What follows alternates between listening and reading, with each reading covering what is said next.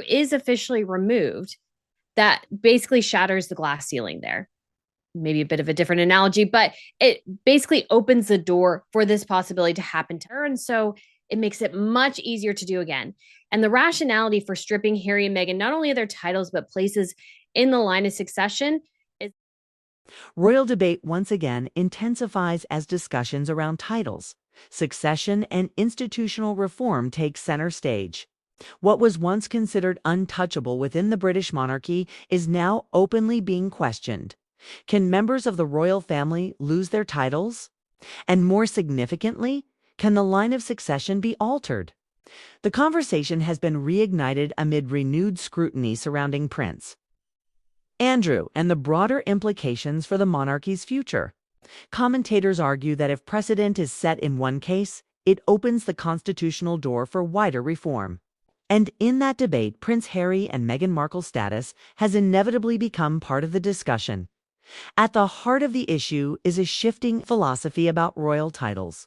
Traditionally viewed as birthrights or lifelong honors, some analysts now suggest they should instead function as operational roles, closer to job descriptions than permanent privileges. The argument gaining traction is simple. If a royal steps away from official duties, especially by choice, should the associated titles remain? Critics of the Duke and Duchess of Sussex argue that after stepping back from working royal responsibilities, continuing to use their titles commercially raises ethical and institutional questions. Supporters counter that titles were legally granted and cannot simply be revoked without formal parliamentary or sovereign intervention. The larger constitutional concern revolves around the line of succession. For generations, it has been viewed as fixed, altered only by birth or death. However, recent debates suggest that assumption may not be as rigid as once believed. If institutional reform is deemed necessary to protect the monarchy's long-term credibility, some believe succession rules could theoretically be revisited. Observers note that optimate William has publicly expressed interest in modernizing the monarchy. While no official policy has been announced, discussions among commentators increasingly frame the future of the institution as one requiring streamlining. Comparisons are being drawn to other European monarchies, including Sweden and Denmark, where titles have been limited to working members of the royal household. Supporters of modernization argue that a smaller, more focused royal structure enhances public trust and financial transparency. Critics warn that excessive reform risks weakening tradition and destabilizing continuity, a pillar on which the British monarchy rests. Another dimension of the debate centers on whether discussing reform itself constitutes anti-monarchist sentiment. Some commentators have pushed back strongly against that idea, arguing that institutional accountability strengthens, rather than undermines, constitutional monarchy. Historical precedent shows that adaptation has often ensured survival. The monarchy today operates under far greater media scrutiny than at any previous point in history. Public expectations around transparency, ethical conduct, and financial responsibility have evolved significantly. In that context, questions about titles and succession reflect broader societal shifts rather than isolated. The political and symbolic implications are significant. What remains clear if reform is that were ever no implemented, it would mark one of the most consequential structural shifts in modern royal history. As debates continue, the focus now turns to whether King Charles will address these concerns directly or whether future reform will ultimately fall to the next generation of leadership. As debates over titles and succession intensify in public discourse, renewed attention is now being placed on reporting internal tensions within the royal household during the early months of Prince Harry and Meghan Markle's marriage. According to accounts referenced from a forthcoming royal biography, senior members of the family allegedly attempted to intervene before divisions became irreversible. The book claims that by mid-2018, just months after the Sussex wedding concerns inside Kensington Palace had already escalated. The reported turning point came in July 2018, when Prince William and Catherine invited Harry and Meghan to their home for what has been described as a clear-the-air meeting. Publicly, the atmosphere surrounding the newly married couple remained overwhelmingly positive. The royal wedding in May had generated global goodwill and celebration. However, behind palace walls, insiders suggest the internal climate was far more strained. According to the account, staff turnover had become a growing issue.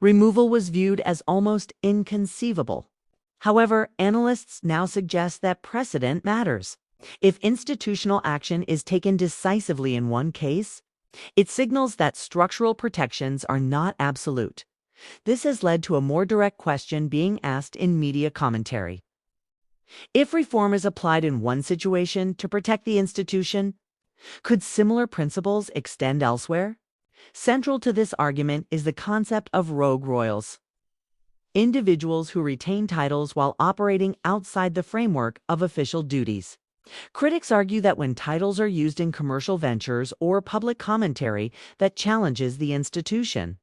The distinction between private citizen and royal representative becomes blurred. Supporters of reform suggest that titles should function more like formal roles tied to service. If someone no longer performs official duties, particularly by choice, then retaining high-ranking styles such as HRH or dukedom titles may undermine clarity and accountability. Comparisons are frequently drawn to European monarchies. In Sweden, the king restricted HRH status to working members of the family. In Denmark, titles for certain grandchildren were modified as part of a modernization effort. In the Netherlands, distance from the reigning monarch naturally reduces official standing over time. These examples are cited not as identical models, but as evidence that reform within constitutional monarchies is possible. However, critics of sweeping reform caution that Britain's monarchy operates within its own unique constitutional and historical framework. The line of succession is embedded in parliamentary legislation, including the Act of Settlement and subsequent amendments. Any change would likely require political cooperation, something that carries its own risks. This is where the debate becomes particularly sensitive. Some argue that discussing reform risks empowering Republican movements. Others counter that refusing to address structural weaknesses creates greater long-term vulnerability. One commentator framed the issue bluntly. Institutions survive not by resisting change, but by managing it strategically. Historical examples support this claim. The abdication crisis of 1936 fundamentally reshaped the monarchy, ultimately paving the way for the reign of Queen Elizabeth II, a period widely regarded as stabilizing and transformative. The underlying theme emerging from the current debate is institutional survival. Public trust is the monarchy's most valuable currency. When controversies accumulate, whether related to conduct, management, or public messaging, the institution must decide whether to absorb the shock or recalibrate its structure. At present, there has been no official announcement regarding the removal of titles or alteration of succession rules beyond existing precedents. The discussion remains rooted in commentary and political theory rather than confirmed action. Yet the conversation itself signals a shift. What was once whispered privately is now debated openly. Modernization may not be optional. It may be necessary. In the final part, we examine the growing argument that acknowledging institutional failures is not anti-monarchist, but may, in fact, be essential to the monarchy's future stability as the debate reaches its most sensitive stage. One central question dominates. Does acknowledging institutional weakness strengthen the monarchy or weaken it? Supporters of reform argue that constitutional monarchies have historically survived precisely because they adapted. From the abdication crisis of 1936 to shifts in succession laws eliminating male preference primogeniture. Change has not destroyed the institution, it has preserved it. In that context, reviewing titles, roles, and operational boundaries may not be radical. It may be strategic. Critics, however, warn of unintended consequences. The British monarchy's authority is built not on political power but on symbolism, continuity, and tradition. Altering succession rules or removing titles even for practical reasons risks creating perceptions of instability. In a constitutional system where perception shapes legitimacy, that risk carries weight. What makes the current moment distinct is the intersection of media scrutiny and global visibility. Every internal dispute, every reported disagreement now circulates worldwide within minutes. That dynamic increases pressure on the institution to respond decisively or risk appearing reactive rather than controlled. There is also the generational dimension. Prince William has signaled interest in a more streamlined monarchy, focused on public service and accountability. Whether that vision translates into formal structural reform remains uncertain. For now, it exists largely in commentary and strategic interpretation rather than official policy. Meanwhile, King Charles continues to balance continuity with modernization, a delicate task for any constitutional monarch. Moving too quickly invites backlash. Moving too slowly risks reputational erosion. At present, no confirmed plans exist to alter the line of succession or revoke additional titles. The discussion remains theoretical, fueled by commentators, biographers, and political analysts rather than legislative action. Yet the very fact that such conversations are happening publicly marks a shift. The British monarchy is no longer insulated from debate about its own structure. It is being examined not as an untouchable relic, but as a living institution operating within modern expectations, whether reform materializes or not. One reality is clear: the monarchy's future stability will depend not on silence, but on how effectively it manages change. And in that calculation, every decision carries historical weight. As this chapter of royal debate unfolds, the issue now extends beyond individual personalities. It has become a broader examination of institutional resilience. At its core, the monarchy's challenge is not simply about titles or succession. It is about clarity of purpose. In a modern constitutional framework, roles must be clearly defined. Public expectations demand transparency, accountability, and consistency. When those expectations collide with centuries-old tradition, tension becomes inevitable. The current discussion reflects that collision. Analysts emphasize that no immediate constitutional shift appears imminent. There has been no official confirmation of plans to remove titles or formally amend succession laws. The structure remains legally intact. However, the strategic calculations behind palace doors are likely more complex than public silence suggests. Institutional survival often depends on anticipating pressure before it becomes crisis. If recent controversies have demonstrated anything, it is that reputational damage can accumulate gradually before reaching a tipping point. The monarchy's response, measured, cautious, and controlled, indicates an awareness of that reality. Some observers argue that allowing debate to unfold publicly without direct confrontation may itself be a strategy. By avoiding reactive decisions, the Crown maintains stability while monitoring political and public sentiment. Others contend that postponing reform risks allowing uncertainty to deepen. What remains undeniable is that the monarchy today operates under unprecedented scrutiny. Social media, global news cycles, and shifting cultural norms mean that traditional approaches to discretion are harder to sustain. Silence is no longer neutral.